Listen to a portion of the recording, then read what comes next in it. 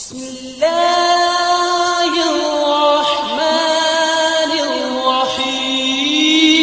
के दिन सुबह मिठाई बनाने के लिए माँ फातिमा रदी अल्लाह अन्हा बहुत ही मसरूफ थी। आटा गूंथने और दीगर तैयारियों में लगी हुई थी क्योंकि सुबह ही सारे काम पूरे करने थे। दूसरी तरफ 8-10 साल के मासूम से दो भाई अपना खेल छोड़कर माँ के पास आ गए। उनके मासूम लहजे में एक सवाल था, अम्मा तुम्हें याद नहीं, आज ईद है, जरा बाहर आकर देखो तो सही। मोहल्ले के लड़के लड़कियां नए नए कपड़े पहनकर कितना खुश हो रहे हैं और हम दोनों ने तो अभी तक नए कपड़े भी नहीं पहने। क्या इसका मतलब यह है कि हम आज ईद नहीं मनाएंगे? थोड़ी देर बाद वे फिर कहने लगे, अम्मा जल्दी से हमारे नए कपड़े पहना दो, हम भी उनके साथ खेलते खेलते ईदगाह जाना चाहते हैं। जब अब्बू आएंगे तो उन्हें हमारे साथ भेज देना, हम उनके साथ वापस लौट आएंगे। माँ ने बच्चों के सिर पर मोहब्बत भरा हाथ फेरा, उनके माथे को चूमा और बोली, अभी ईदगाह जाने में काफी वक्त है बेटा, तुम लोग बाहर जाकर थोड़ा घूम फिर आओ, फिर मैं तुम्हें नए कपड़े पहना दूंगी। हो सकता है तब तक तुम्हारे अब्बू भी आ जाएं, शायद वह तुम्हारे लिए नए कपड़े लेकर आएं, तब मैं तुम्हें नए कपड़े पहना दूंगी और तुम अपने अब्बू के साथ ईदगाह चले जाना। अब जाओ बेटा, बाहर जाकर थोड़ा खेलो, इस बीच मैं अपने काम निपटा लूं। दोनों भाई बोले, जी अम्मा। फिर छोटा भाई अचानक सवाल करने लगा, अम्मा क्या अब्बू हमारे लिए नए कपड़े लेने गए हैं? माँ ने दोनों बच्चों को अपने गले से लगा लिया, उनके माथे पर प्यार से चूमा और अपने दिल के आंसू पोंछते हुए हंसकर कहा, हाँ बेटा तुम्हारे लिए नए कपड़े आएंगे, तुम्हें जरूर पहनाऊंगी, अब तुम लोग बाहर जाकर खेलो, सब ठीक हो जाएगा। माँ ने अपने रब पर यकीन करके अपने बच्चों को दिलासा दिया। दोनों भाई खुशी खुशी बाहर चले गए। माँ ने अपने आंचल से आंसू पोंछे और मजबूरी में अपने काम में दोबारा मशगूल हो गई। कुछ देर बाद दोनों भाई फिर रोते हुए घर लौट आए। उन्होंने कहा, अम्मा वे लोग हमें अपने नए कपड़े दिखाकर चिढ़ा रहे हैं। वे कहते हैं देखो तुम्हारे पास हमारे जैसे नए कपड़े नहीं हैं, अगर होते तो तुम इन्हें जरूर पहनते। वे कहते हैं कि हमारे अब्बू कैसे हैं जो ईद के दिन भी हमारे लिए नए कपड़े नहीं लाए। वे हमें ईदगाह चलने को कह रहे हैं और बोल रहे हैं जल्दी से नए कपड़े पहनकर आओ, अगर आना है। वे खजूर के पेड़ के नीचे खड़े हैं और तब तक हमारा इंतजार करेंगे जब तक हम नए कपड़े पहनकर उनके साथ न चले। अम्मा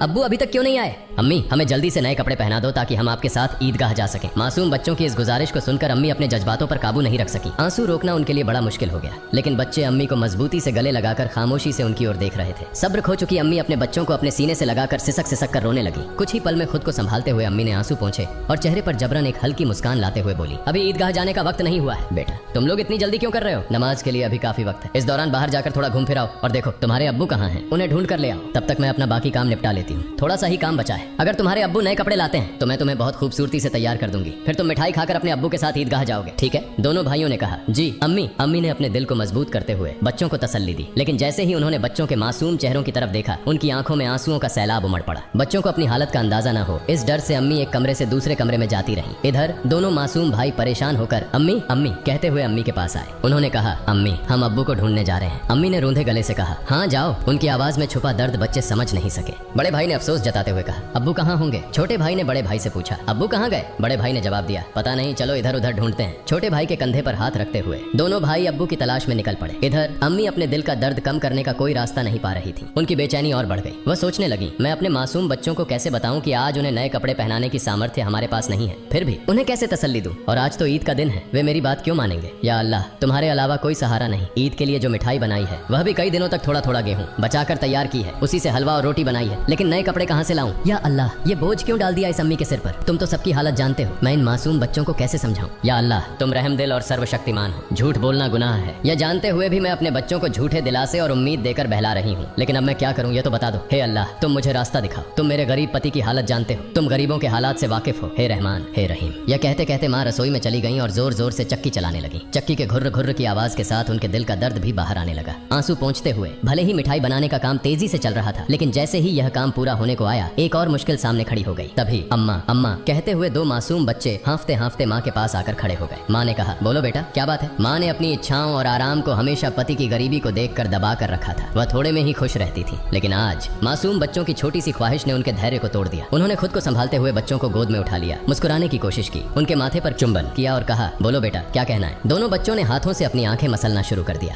यह देखकर छोटे भाई ने भी बड़े भाई की नकल कर ली। माँ ने कहा, देखो बेटा तुम्हारे अब्बा सही समय पर आ जाएंगे, मैं देखो यहाँ तुम्हारे लिए मिठाई बना रही हूँ, तुम मिठाई खाकर ईदगाह जाना, थोड़ा सब्र करो, बस थोड़ी ही देर और। उन्होंने बच्चों को सीने से लगा लिया, उन्हें प्यार से समझाया और कहा, थोड़ा इंतजार करो बेटा, मिठाई अभी तैयार हो जाएगी। छोटे भाई ने आंखें मसलते हुए अचानक पूछा, लेकिन हमारे नए कपड़े अम्मा? यह सुनते ही माँ चौंक गई, जल्दी से बोली, अरे बेटा ऐसा करते हैं, तुम लोग जाकर पहले नहाओ, अभी तक नहाए भी नहीं हो। दोनों भाइयों ने एक साथ कहा, नहीं अम्मा अभी तक नहीं नहाए। माँ के लिए मासूम बच्चों से छल करना बहुत दर्दनाक था, उनका दिल अंदर ही अंदर जल रहा था, लेकिन उन्होंने हंसते हुए कहा, बेटा बिना नहाए क्या कोई ईदगाह जाता है? जाओ जल्दी से नहाओ, फिर सब तैयार हो जाएगा। दोनों भाइयों ने कहा, ठीक है अम्मा हम अभी जाकर नहा लेते हैं, आप सब कुछ तैयार रखना, हम जल्दी से आ जाते हैं। दोनों खुशी खुशी नाचते हुए बाहर निकल गए। माँ ने दुआ की, जाओ बेटा अल्लाह हाफिज। बच्चे तो चले गए, लेकिन माँ के दिल में चिंता और गहरी हो गई। उनका दिल जैसे एक अथाह सागर में डूब रहा था। माँ सोचने लगी, जब वे वापस आएंगे और कहेंगे हमें नए कपड़े पहनाओ, हम ईदगाह जाएंगे। तब मैं क्या करूंगी? माँ का मन अब और नहीं संभल सका। उनकी आंखों से आंसू फूट पड़े। उन्होंने सजदे में गिरकर अल्लाह से दुआ की, हे अल्लाह, तुम ही मेरा सहारा हो, तुम इस बेबस माँ की मदद करो, तुम मुझे इस स्थिति से बाहर निकालो। हे अल्लाह, तुम्हारे अलावा मेरा कोई नहीं है, मुझे राहत दो, इस स्थिति से मुक्ति दो। इसके बाद माँ किसी उन्मादी की तरह बोलने लगी, हे अल्लाह, तुम तो बच्चों की माँ का दिल समझते हो। 3 बार इन मासूम ना समझ बच्चों को बहला फुसलाकर मैंने किसी तरह संभाल लिया, लेकिन अब क्या करूं? अब क्या कहूं? तुम ही मुझे रास्ता दिखाओ। हे अल्लाह, तुम ही मुझे सहारा दो, तुम सर्वशक्तिमान हो, तुम सब कर सकते हो। फिर उन्होंने जोर से चिल्लाते हुए कहा, तुम सब कर सकते हो अल्लाह,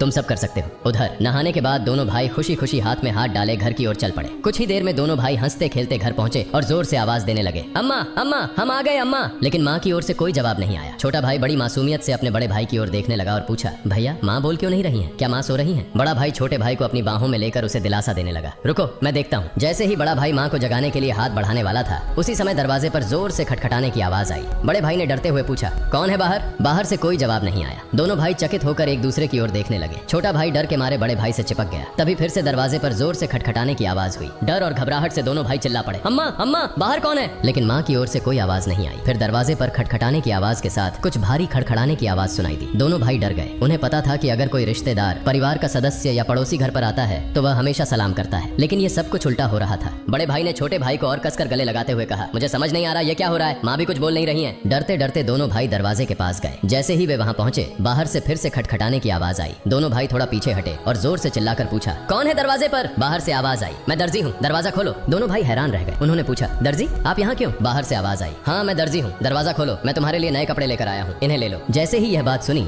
दोनों भाइयों ने जल्दी से दरवाजे की कुंडी खोली। सामने एक व्यक्ति नए कपड़ों के गट्ठर के साथ खड़ा था। दोनों भाई एक पल के लिए हैरान रह गए। दर्जी ने कपड़े उनकी ओर बढ़ाए। बड़े भाई ने झटपट सारे कपड़े अपने हाथों में ले लिए और छोटे भाई का हाथ पकड़कर तेजी से दौड़ते हुए माँ के पास पहुंचा। उस समय माँ अब भी संभल नहीं पाई थी। वह गुपचुप आंसू बहा रही थी। दोनों भाई बोले, अम्मा अम्मा, देखो दर्जी हमारे लिए कितने सुंदर सुंदर नए कपड़े लेकर आया है, जल्दी से हमें कपड़े पहनाओ, हम ईदगाह जाएंगे। बड़े भाई की बात सुनते ही छोटा भाई भी चहकते हुए बोला, हाँ अम्मा जल्दी करो, अगर देर हो गई तो हमें नमाज का समय नहीं मिलेगा। माँ यह सुनकर हैरान रह गई। कुछ पल के लिए बच्चों की ओर देखा और उन्हें गले लगाकर फूट फूट कर रोने लगी। इसके तुरंत बाद उन्होंने बच्चों को छोड़ दिया और सीधे सजदे में गिर गई। उन्होंने कहा, है अल्लाह, तुम्हारी महानता को कौन समझ सकता है? उन्हें तुरंत समझ में आ गया कि जो व्यक्ति नए कपड़े लेकर दर्जी बनकर आया था वह वास्तव में दर्जी नहीं था, निश्चित ही वह अल्लाह के भेजे हुए फरिश्तों में से एक था। माँ सजदे से उठी और जल्दी से बच्चों से बोली, जाओ बेटा जाओ, उसे मेरा सलाम कह देना और कहना कि वह आज हमारे घर से विदा हो जाए। लेकिन बच्चों को यह बात याद ही नहीं रही। दोनों भाई नए कपड़े पाकर इतने खुश थे कि उनकी खुशी का ठिकाना नहीं रहा। माँ ने बच्चों को देख उनके सिर और पीठ पर हाथ फेरकर उन्हें गोद में लेकर प्यार किया और माथे पर चूमा। फिर हल्के से डांटते हुए कहा, बेटा क्या तुम अभी तक नहीं गए? दर्जी साहब को क्या लगेगा? वे सोचेंगे कि इस घर के लोग कितने बदतमीज हैं। मेहमान बाहर दरवाजे पर खड़ा है और तुम यहाँ मस्ती कर रहे हो। तुमने उसे भूल ही गए, यह तो बहुत बड़ा गलत व्यवहार है। तुरंत जाओ, उसे मेरा सलाम पहुंचाओ और कहना कि वह आज हमारे मेहमान बने। जाओ बेटा, उन्हें बैठक में आराम से बैठने के लिए कहो। बिना देरी किए दोनों भाई दरवाजे की ओर भागे। लेकिन तब तक दर्जी घोड़े पर सवार होकर घर से बहुत दूर निकल चुका था। दोनों भाई जोर से चिल्लाने लगे, दर्जी साहब, ओ दर्जी साहब, अम्मा ने आपको सलाम कहा है, जल्दी वापस आइए, आज आप हमारे घर दावत पर आइए, हम बैठक का दरवाजा खोल रहे हैं। लेकिन दूर से हवा के साथ जवाब आया, अपनी अम्मा और अब्बा को मेरा सलाम देना, किसी और समय मिलने आऊंगा, अस्सलामु अलैकुम। दोनों भाई दौड़ते हुए माँ के पास आए और सब कुछ बता दिया।